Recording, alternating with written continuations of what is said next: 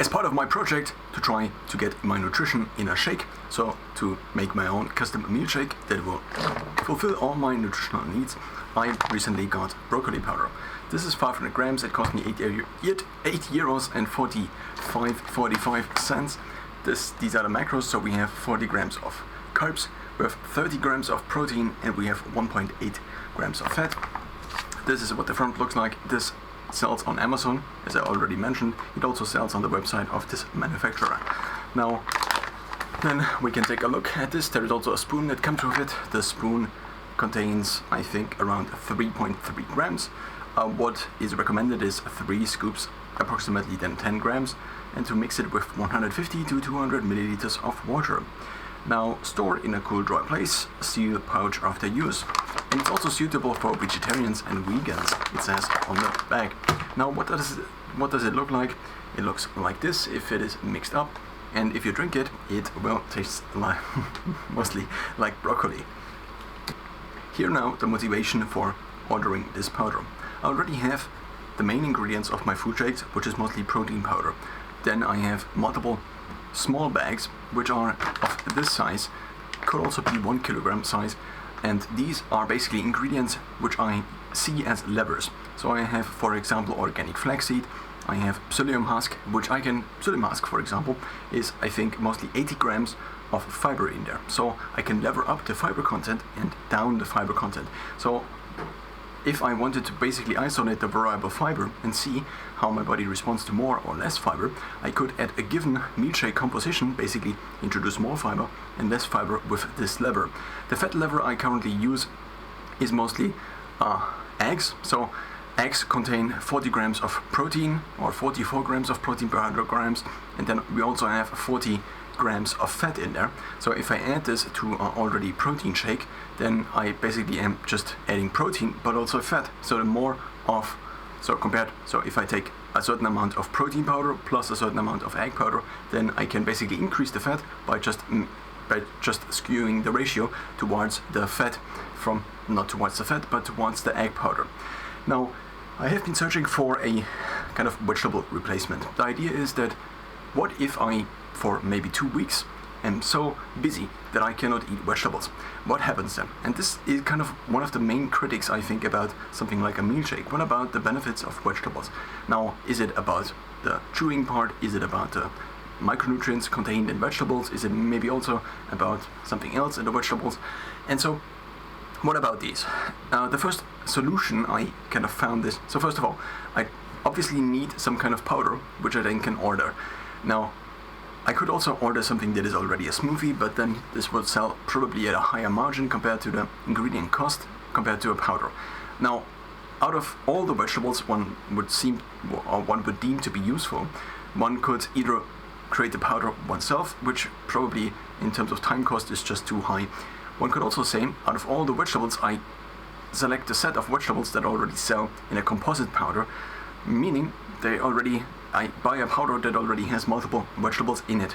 So the one from my go-to basically powder manufacturer I now have is a greens powder.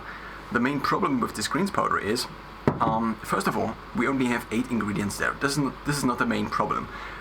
They said on the website that they had a greens powder which contained, like, I don't know how much, similar maybe to other products like the Huel greens or also the athletic greens. But then, so maybe the 8 is the ideal thing, the ideal basically number, and also the macros are ideal. Let's just say, okay, assume this. Then the problem here is that this costs around 66 euros per kilogram.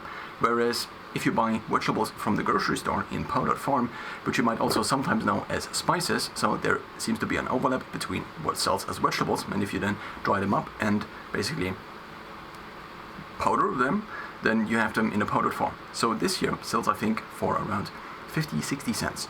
And this is 50 grams of paprika. Now, if I have the paprika and it's 50 and it's roughly 50 grams, let's just assume it costs 50 cents, then that's basically 1 cent per gram, which would result in 10 euros per kilogram, which is about one-sixth of the greens powder. Now, I did mention that this here costs about €8.50 per kilogram, not per kilogram, but per 500 gram, which then results in €17.08 per kilogram. So while almost twice as expensive as the paprika spice from the supermarket, it still is about a third as expensive as the greens powder that I would buy. So now the question is, should I make my own kind of vegetable powder in order to bring the food cost down? Because if I buy basically bags and bags of this greens powder, then 1 tablespoon of this greens powder costs me 60 cents. Whereas a tablespoon of this here, if I assume a tablespoon is 10 grams, costs me 500. So basically the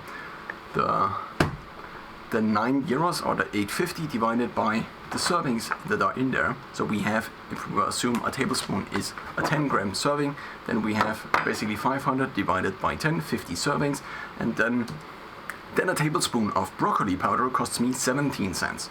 Now, of course, 17 cents, 60 cents, it's all just cents. But of course, this is the difference. This is the difference between, if I then scale this up, this is the difference between me paying a couple of €100 or maybe €1,000 per year more for nutrition or less for nutrition. What this introduces, so the potential custom vegetable powder, is complexity. So what I'm already doing is that I already have my own custom spice mix. Now the spice mix is mostly not something I use in meal shakes, but what I use as spices. So whenever I make pork or beef or poultry in usually a pot and mix it with frozen vegetables to get basically kind of, vegetables with meat then I usually use this, but what I also use is kind of a composite spice already, which is this soup spice. This soup spice sells for €8 per 500 gram, so this is about the same as the broccoli powder. Now, if I can get already something like this, which already contains multiple different spices, then the question is, should I maybe not do something like this? Because then I have to manage all of the spices, because then the need of my spices is quite high on average. Let's just say if I do this for every single meal I have, or for every single meal prep I do, and maybe also use this on a daily basis, then I have to constantly refill, maybe once or twice or 3 times or 4 times a month. I am maybe having half of basically a pot like this. So there would be multiple questions or multiple possible solutions to this.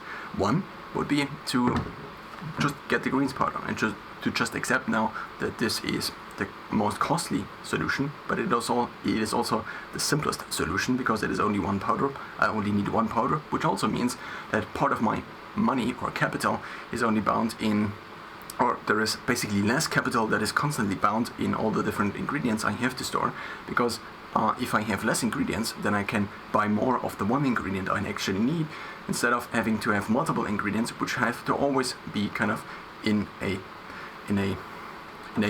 volume stored at home, that I basically can always make the next spice mix. Now, the spice mix is actually not really a vegetable mix, for the reason that it also contains salt, whereas this here would be more of a just ingredient for my meal shakes also, which not necessarily does contain salt. What I actually began to do out of the 2 other ingredients, so mostly vegan protein powder, but also other protein powders and egg powder for my meal shakes, I began to also add this. First of all, to provide some salt.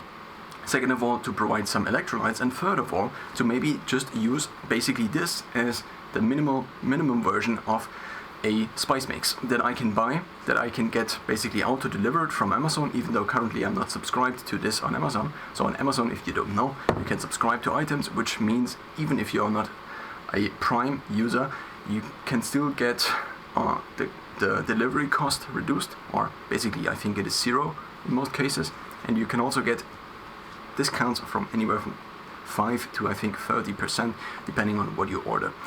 Now, there also would be a solution in which I would maybe get broccoli powder. So basically what I could do is I could take a look at something like a greens powder, and I could order the cheapest ingredients, which would be mostly broccoli powder, and kale already sells kind of at a higher price per kilogram, and a couple of others, like what is in the greens is and also what makes the greens so dark is spirulina and chlorella. So these also sell at a higher price. I think chlorella is way more expensive than spirulina. So I could also get these and mix my own vegetable powder, but this is also something I have to do once I decide something like this, then for the rest of time, as long as I am basically operating in the system, then I, at a certain interval, have to repeat these tasks again and again. Whereas if I just switch to something like this, I don't have to. What other spices would sell at the supermarket that I actually could use from the supermarket would be, apart from the sweeter version of the paprika, there would also be a spicy version of the paprika. Then what also might be something would be the curry powder, which also contains already a couple of different ingredients, such as turmeric, and the other ones I don't know the English name of. Caraway, I think, is one. So this would already contain multiple other ingredients, again a composite powder. So by basically relying on ingredients that are already composites, one could therefore reduce the cost of mixing and also the otherwise required optimization and the resulting optimization responsibility of mixing. I think for now I will just try the broccoli powder every now and then, mostly for the reason that I then can add this to my meals independent of my kind of algorithmic shake, which I have 2 tablespoons of in the morning. So this is determined by my blood draw once a year, at least as of the current plan. So last December I did a blood draw, I uploaded it to a platform, and this platform gave me food recommendations, and I took all of them which I could find in a powder form and I put it basically into this. Sometimes I took the minimum version that was then on the package, so I'm not always doing the exact volumes or the exact amount InsideTracker recommends, because sometimes this would bring the cost up too high, and sometimes it would also stir my macronutrients too much, like 4 tablespoons of flaxseed is not in here, but instead I rely on, I think, 1 tablespoon, or not 1 tablespoon, but 3.30 grams of flaxseed a day, which is about a third of the portion of basically 1 tablespoon, so that's not even a third of the portion, but 1, I don't know, what TF of the portion.